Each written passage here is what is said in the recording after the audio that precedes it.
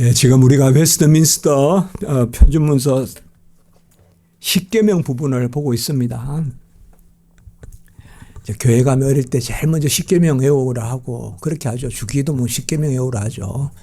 근데 사도신경을 외우라고는 안 했던 것 같아요. 어릴 때. 예. 제가 교회 갔을 때 그랬던 것 같아요. 예. 그런데 10계명은 이제 그러다가 좀 이렇게 시간이 지나면서 뭐 10계명은 10계명이지 뭐 이렇게 생각하고 이제 그 외에 이제 하나님 말씀 그런 말씀을 내가 지킨다 못 지킨다. 근데 10계명은 그냥 뭐 10계명이 있다 이렇게 하지 그렇게 막 직접 내 삶의 어떤 10계명 그 자체가. 그런데 이제 다시 저 같은 경우에 이렇게 이제 공부를 하면서 뭐 제가 무슨 율법을 공부한다 뭐 진짜 그리스도의 그 사랑, 의, 은혜 그거를 좀 이렇게 배우고 싶고 그게 저에게도 유익이 된다고 생각해서 이제 그렇게 공부하다 보니까 주님이 하신 일이 바로 율법을 다 이루신 거고 그래서 이제 우리가 율법을 즐거워하게 하는 예수를 믿으면 하나님 말씀을 즐거워하고 또 명령이 오히려 은혜를 담고 있고 약속을 담고 있고 이제 그런 거거든요. 그렇기 때문에 우리가 웨스트민스터 신앙 고백서 이런 데서 또 대소요리 문답에서 10계명 이런 것을 강조하고 한다고 해서 율법주의다 이렇게 하면 안 돼요. 하나님의 은혜를 받은 자는 말씀을 사모하게 돼 있어요. 그래서 명령하소서 듣겠나이다. 그건 아주 간절한 호소예요. 하나님 말씀 좀 해주세요. 제가 들을 테니. 그러면 뭐예요? 그 듣는다는 말이 또 아주 기쁨은 즐거운 말이라고요. 내가 들을 테니 그건 진짜 어떻게 보면 염치 없는 일이에요. 사실은. 하나님이 하시거든요. 명령하신 분이 하시거든요. 근데 하나님은 그 일을 우리를 통하여 이루시는 거예요. 그래서 착하고 충성된 종이라 불러주시지만은 무익하다 하라. 그게 진실이거든요. 우리 한 게 없거든요, 사실. 그래서 제가 은혜 위에 은혜로다. 달란트 위에 달란트다. 달란트가 선물이잖아요. 선물 위에 선물이다. 2달란트 열심히 해가지고 그 다음에 또 2달란트, 5달란트 더 주시는데 달란트 주신 이후에는 내 공로에 대한 값을 치르는 게 아니라 달란트 이후에도 또 달란트를 주신다.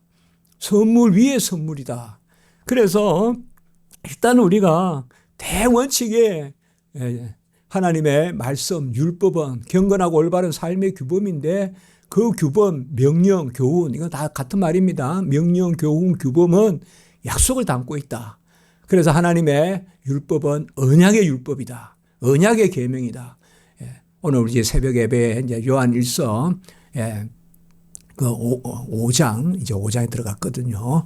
그 부분은 이제 바로 그런 부분이죠. 바로 계명. 그래서 오늘 새벽에 그런 말씀을 나눈 거거든요. 그래서 하나님이 10계명을 주실 때 가장 중요한 것은 뭔가 하면 10계명을 주시는 그분은 누구시고 받는 나는 누구냐 이거죠. 우리는. 이게 바로 언약이거든요. 언약. 그래서 언약 관계 가운데 계명을 주신 거예요. 그래서 언약의 법 10계명 이렇게 된단 말이에요.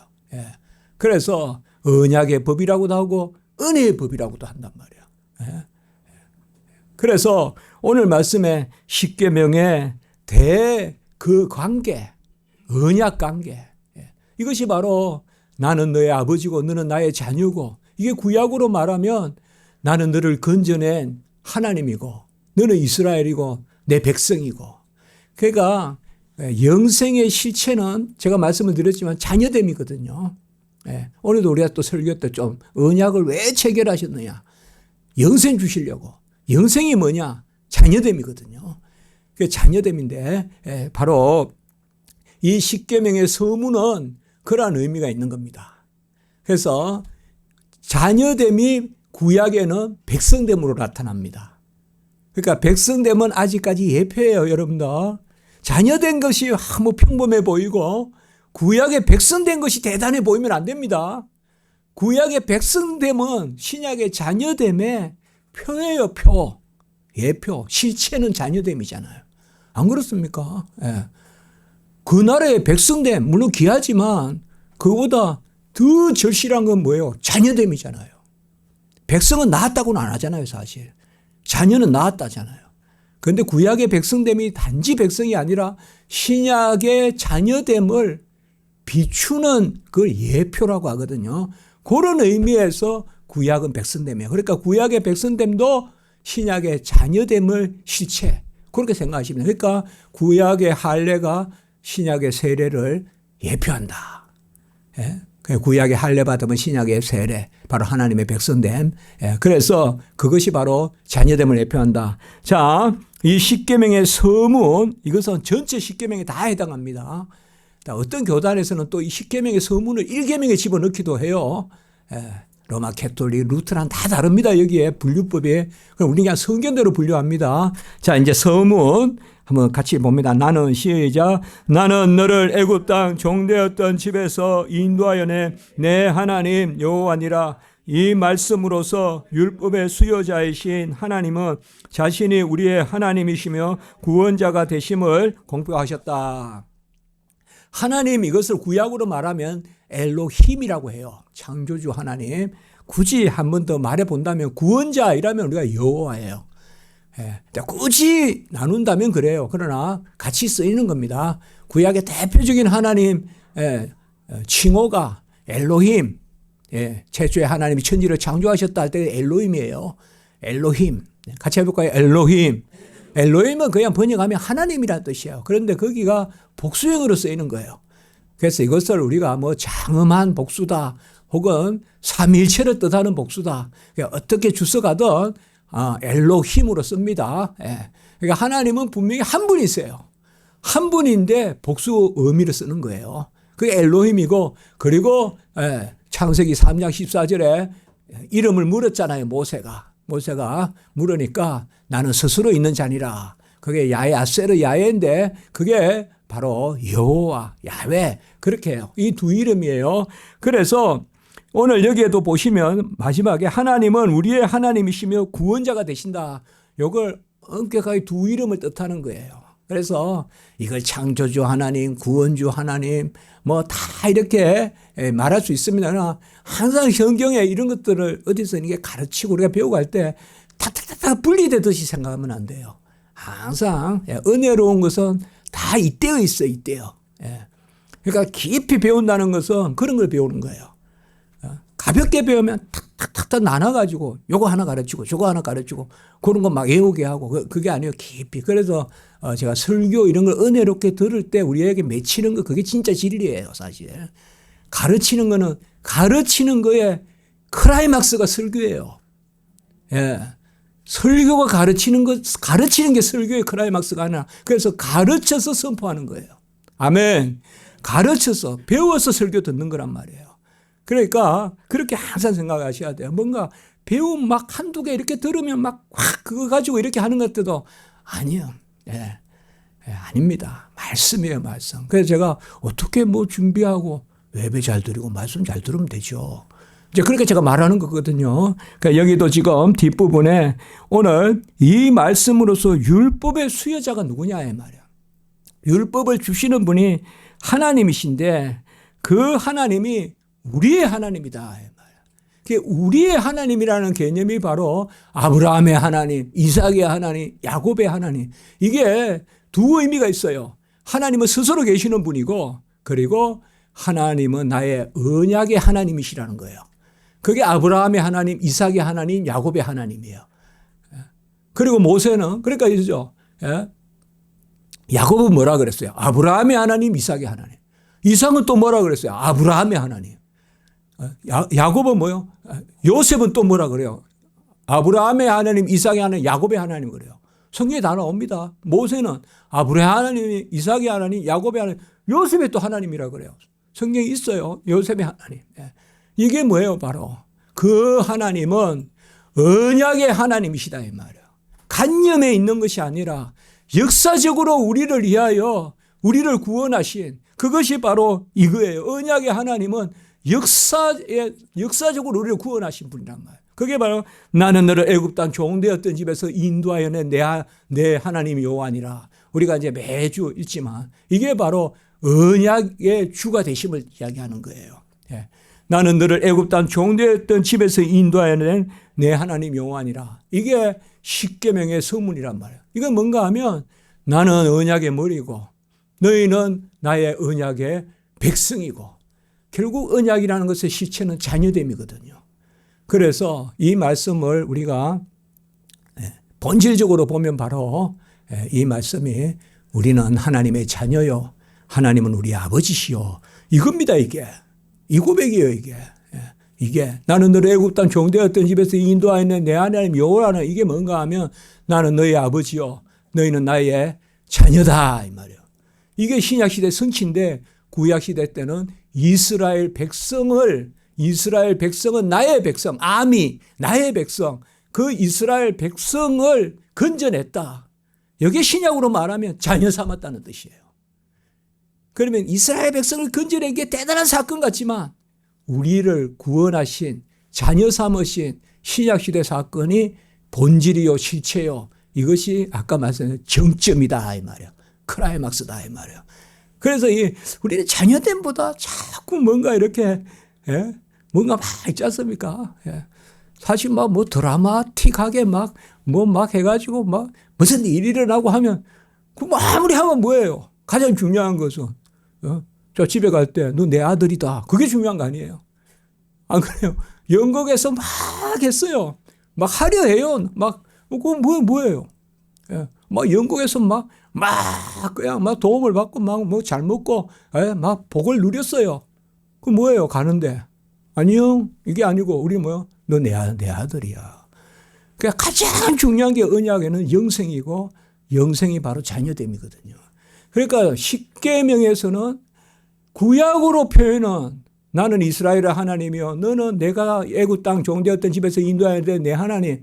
그래서 나는 이스라엘의 하나님이요, 엘 이스라엘, 이스라엘의 하나님이요, 베델의 하나님이요, 엘 베델이라 했잖아요. 베델의 하나님이요, 이스라엘의 하나님이요. 이게 다 신약으로 말하면 나는 너희의 아버지요라는 말이에요. 이게 이제 전체적으로 구약 신약은 다 언약이잖아요.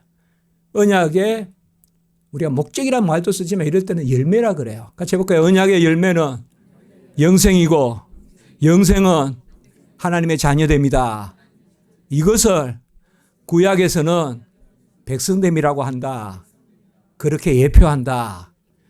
예표란 말은 뭐 전문 용어 같지만 우리가 바라본다, 이 말이에요. 실체는. 그래서 구약은 그림자요, 신약은 몸이다. 골로새서에 나오지만, 그래서 바로 오늘도 우리 엑수시아 근위에 대해서 말했지만 어디에서 나왔느냐?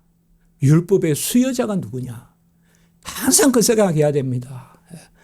우리는 어쨌든 제가 아까 말씀드렸지만 다 아직 낮에 너무 다 누리고 즐거워요. 그러나 저녁에 어느 집에 가느냐, 이 말이에요. 놀 때는 다 놀이터에서 노는데 어느 집에 가느냐, 이게 중요하잖아요. 이게 바로 뭐예요? 내가 어디서 나왔느냐, 근이라 했잖아요. 엑수시아 근이 어디에서 본질에서 나왔느냐. 그렇지 않아요, 여러분들? 우리가 실컷 같이 놀아줘요. 아이들 막 팡팡 있잖아요. 스카이 팡팡. 스카이 콩콩이가 막 있잖아요. 그거 막 하는 게 중요한 게 아니잖아요. 애들은 그게 좋아요, 일단. 그러나 중요한 건 애들도 알아요. 해가 지고 해걸음해지면 주 손을 잡고 가는 그게 내 본질이죠. 가자 집에. 그 자녀됨. 그래서 우리가 하나님 우리에게 이렇게 막 말씀 주시고 이럴 때 우린 자녀됨이죠. 여러분들 다 괜찮아요, 없어도. 지금 더울 때 아이스크림 하나 없어도 괜찮아요. 그러나 내가 누구의 손에 붙들려 있는가? 내가 궁극적으로 어느 집에 소속되어 있는 사람인가? 그게 중요하잖아요. 이걸 먼저 선포해 주고 그리고 그 집안의 법도를 이야기해 준 게 십계명이다, 이 말이에요. 그러니까 언약의 계명이다. 언약은 결국 신약적으로 말하면 나는 너의 아버지요, 너는 나의 자녀다. 그래서 이게 구약의 예표는 이제 애굽 땅 종되었던 집에서 인도해낸 것인데, 근데 신약으로 말하면 예수 그리스도께서 십자가로 그러니까 십자가가 홍해도 완성하는 거고 십자가가 여리고도 완성하는 거고 다 십자가예요. 십자가. 할례도 완성하는 거고 다 십자가란 말이에요. 네. 그래서 그것을 우리는 누리는 것이죠. 그래서 신명기 11장 1절 시작. 그런즉 내 하나님 여호와를 사랑하며 그가 주신 책무와 법도와 규례와 명령을 항상 지키라. 제가 항상 이런 단어는 무슨 단어라고 했습니까? 항상 기뻐하라, 쉬지 않고 기도하라, 범사에 감사하라. 항상 쉬지 않고 범사에 존재형을 했죠. 존재형. 그렇죠. 존재예요. 항상 지키라는 말은 이것은 단지 소유가 아니라 존재라고요. 이거는 붙어 있으라의 말이에요. 이건 내가 하는 거 아니에요, 여러분들. 우리가 어떻게 항상 기뻐하고 어떻게 범사에 감사해요? 어떻게 쉬지 않고 기도합니까? 그래서 제가 존재의 신앙을 같이 하잖아요. 항상 범사에 쉬지 않고 이 세 단어는 소유로는 안 되는 거예요. 존재로. 이게 존재예요. 항상 지키라라는 것은 뭔가 하면 같이 합니다. 은혜 가운데 거한다. 항상 이렇게 생각해야 돼요, 우리가. 이게 우리 성도의 신앙생활이에요. 은혜 가운데 거하는 거예요. 말씀에 거하는, 말씀을 지키는 게 은혜 가운데 거한다. 그러니까 항상이란 말 쓰려면 은혜가 없이는 항상이란 말 못 써요, 우리가. 그러니까 아까 뭐예요? 언약의 주, 변개치 아니하시고 언약의 은혜의 주가 되시는 그 하나님의 자녀이기 때문에 항상 지키란 말이 아멘이 된단 말이에요. 왜요? 명령하시는 분이 친히 이루시니까. 아멘. 그래서 이런 말씀이 항상 지키라 이런 것들이 이제는 기쁨이 돼야 돼요. 이게 굴레가 되면 안 돼요. 특별히 십자가 지기 교회는 그런 신앙생활 하면 안 돼요, 여러분들. 우리는 오직. 그래서 제가 그러잖아요. 가장 은혜로울 때 말씀대로 산다. 가장 은혜로울 때. 자, 그 밑에 레위기 18장 30절 시작. 그러므로 너희는 내 명령을 지키고 너희가 들어가기 전에 행하던 가증한 풍속을 하나라도 따름으로 스스로 더럽히지 말라. 나는 너희의 하나님 여호와니라. 여기는 한 가지 말씀할게요. 바로 같이 합니다. 항상 오직 여호와만. 오직 여호와께 붙어 있으라 이 말이에요. 오직 여호와께.